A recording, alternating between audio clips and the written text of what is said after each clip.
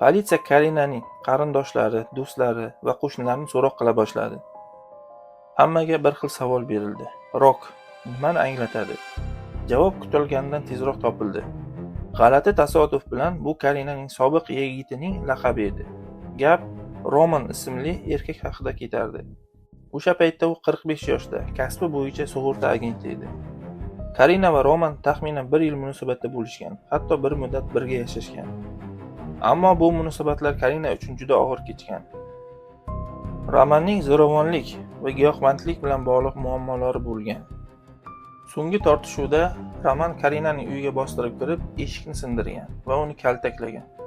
Shu voqeadan keyin ular butunlay ajrashishgan. Aslida o'sha davr Karina hayotidagi eng og'ir davrlardan biri edi. U bundan sal oldin 5 yillik nikohidan ajrashgan. Ustiga unga diffuz skleroz tashxisi qo'yilgan. Do'stlari va qarindoshlari uni Romandan uzoqroq yurishga ko'ndirishga harakat qilishgan. Ular Romanni xavfli va qo'pol odam deb bilishardi. Ammo aynan shu xavf Karinani o'ziga tortgan. Endi esa ehtimol aynan shu munosabatlar uning o'limiga sabab bo'lgan bo'lishi mumkin. Detektivlar yana bir muhim holatni aniqlashdi. Garchi Karina allaqachon Timofey bilan yangi munosabatlarni boshlagan bo'lsa-da, uning Roman bilan hal qilinmagan masalalar qolgan. Gap shundaki, Karina va Roman birga yashagan paytda ular Karinaning uyida yashashgan va Roman bu uyga bir necha mebel buyumlarni sotib olib kelgan. Ajralishdan keyin Roman ularni qaytarib olishni xohlagan. Karina esa bunga rozi bo'lmagan. Albatta, oddiy mebel masalasi o'z-o'zidan qotillikka sabab bo'lishi qiyin.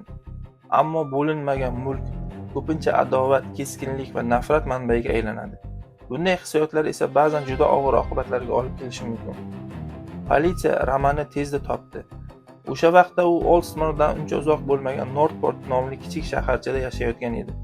Qotillikdan atigi 2 kun o'tib, detektivlar uning oldiga borishdi. Ammo undan 2 kun oldin nima qilgani so'ralganda, Romanning javobi g'alati bo'ldi. U beparvo ohangda "Esimda yo'q, bir daqiqa, kalendarga qarab ko'ray" dedi. Detektivning xayolidan darhol shubhali fikr o'tdi. 2 kun oldin qilgan ishlarni eslay olmaslik. Bu juda g'alati. Balki u ataylab vaqtdan yutmoqchi bo'layotgandir. Oxir-oqibat Roman tan oldi. Ha, ularning Karina bilan munosabatlari ideal bo'lmagan. Shuningdek, u Karinadan yoki mebellarni qaytarib berishni, yoki ularning pulini talab qilganini ham yashirmadi. Biroq Roman barcha janjallar va mushtlashuvlarning tashabbuskori doim Karina bo'lganini aytardi. U go'yoki faqat uni tinchlantirishga harakat qilganini ta'kidladi. Bu gaplar Karinaning do'stlari aytganlari bilan ham, politsiyaning Roman haqidagi avvalgi hisobotlari bilan ham mutlaqo zid edi. Shunga qaramay, Roman qotillik sodir bo'lgan kechada qayerda bo'lganini aniq aytib bera oldi. Uning so'zlariga ko'ra, u o'sha kun soat 18 gacha ishda bo'lgan. Keyin esa yangi sevgilisining uyiga borgan. U yerda sevgilisi va uning bolalari bilan butun kechani o'tkazgan va uxlagan. Romanning sevgilisi bu gaplarni ham tasdiqladi. Ammo detektivlarga bu ishonchsiz ohangda yangragandek tuyuldi. Detektivlar Roman uni qo'rqitib, yolg'on guvohlik berishga majbur qilgan bo'lishi mumkin degan gumonga borishdi. So'roq davom etar ekan, bir payt Romandan barmoq izlarini olishmoqchi bo'lishganda, Romanning jahli chiqib ketdi va bundan buyon politsiya bilan faqat advokati orqali gaplashishni aytdi. Politsiyaning esa uni ushlab qolish uchun yetarli asoslari yo'q edi va Romanni qo'yib yuborishga majbur bo'lishdi. Shu tariqa detektivlar qiyin ahvolga tushib qolishdi. Bir tomondan Romanda alibi bor edi. Ikkinchi tomonda esa uning politsiya bilan hamkorlik qilishdan keskin bosh tortishi jiddiy shubha uyg'otardi. Eng muhimi esa devorda qon izlari bilan yozilgan ism yoki laqab. Aynan shu paytda ekspertlar devordagi yozuvni chuqurroq o'rganib, butun ishni tubdan o'zgartirib yuboradigan xulosaga kelishdi. Ekspertlar devordagi qonli yozuvni batafsil tahlil qilishdi va shu yerda jiddiy savollar tug'ildi. Eng avvalo, mutaxassislarning hayratga solgan narsa shuki, Rok yozuvi joylashgan hududda Karinaning barmoq izlari umuman topilmadi. Hatto boshqa biror kishiga tegishli aniq izlar ham yo'q edi. Agar kimdir devorga qo'li bilan yozayotgan bo'lsa, barmoq izlari qolishi kerak. Bu faqat bitta holatda mumkin. Yozuv yalang'och barmoq bilan emas, balki biror boshqa vosita orqali qoldirilgan bo'lsa. Atrof yana sinchiklab ko'zdan kechirilganda politsiya bog'dorchilik qo'lqopini topdi. U chap qo'l uchun edi. O'ng qo'l uchun mo'ljallangan ikkinchi qo'lqop umuman hech qayerdan topilmadi. Odatda qo'lqoplar juft bo'ladi, chunki odamlarning ikki qo'li bor. Manzara tobora aniq bo'la boshladi. Kimdir bir qo'liga qo'lqop kiygan, barmog'ini qonga botirgan va devorga rok yozuvini qoldirgan. So'ngra esa ikkinchi qo'lqopni o'zi bilan olib ketgan. Shubhali jihatlar shu bilan tugamadi. Karinaning o'ng qo'lidagi ko'rsatkich barmog'i qon bilan bo'yalgan edi.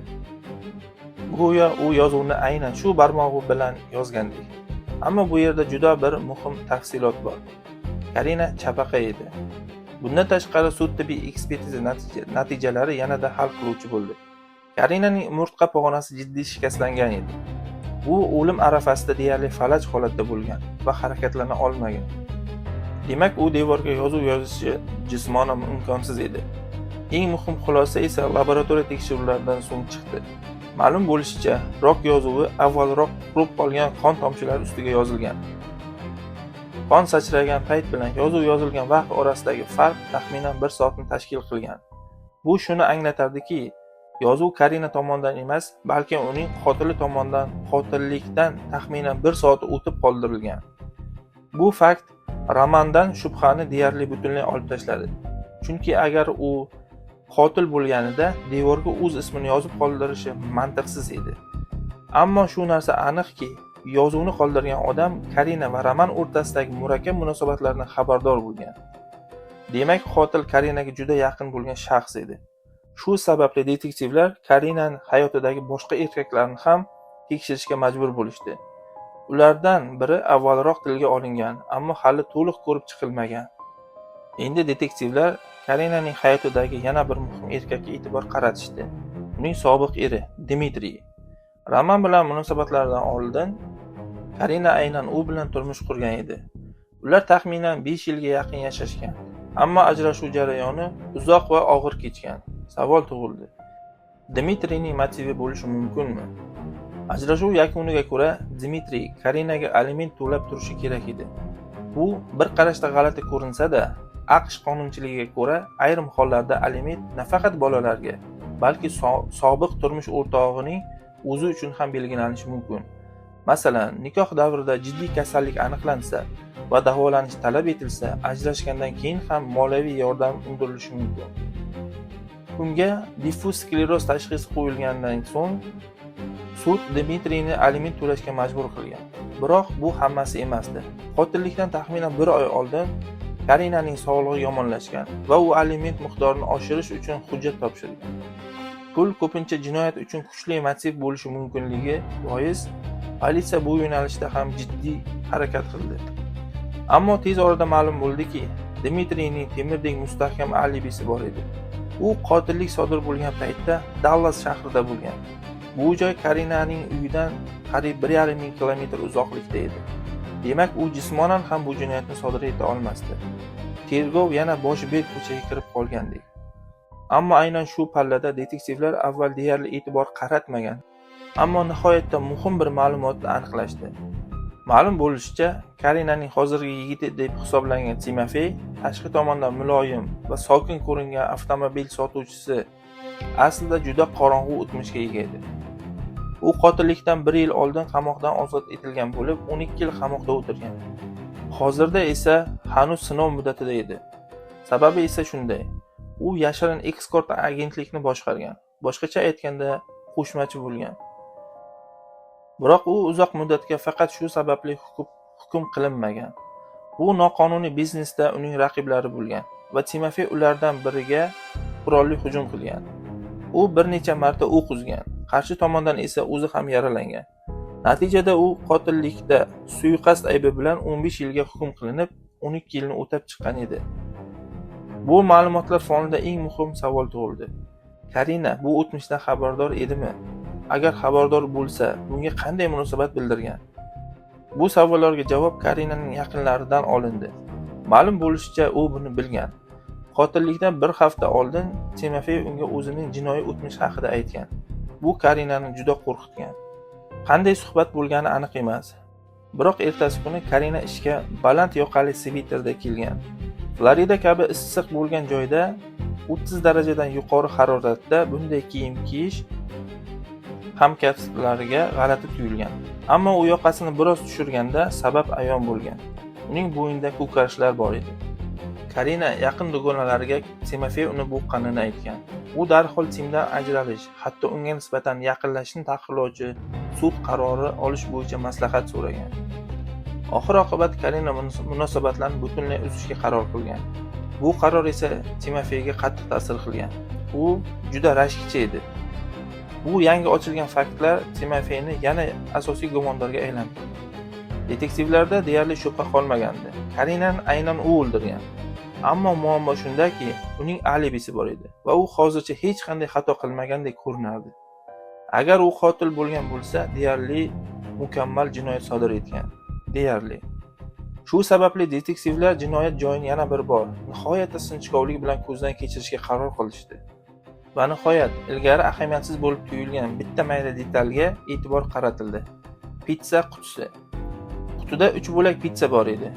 Ikkitasi to'liq yeb tugatilgan, uchinchisi esa faqat tishlab qo'yilgan. Sud tibbiy ekspertizasi vaqtida esa Karinaning oshqozonida pitsa qoldiqlari topilmagan.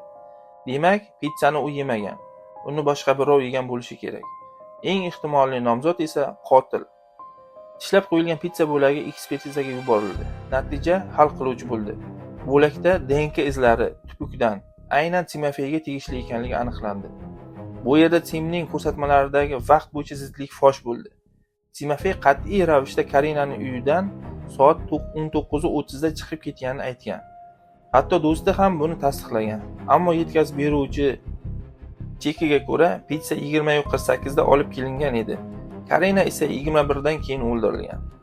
Agar Timofey pitsani yegan bo'lsa, demak u 19:30 da ketmagan, balki Karinaning o'limi vaqtida ham uyda bo'lgan. Politsiya bu faktni Timofeyning do'stiga aytgach, u nihoyat haqiqatni tan oldi.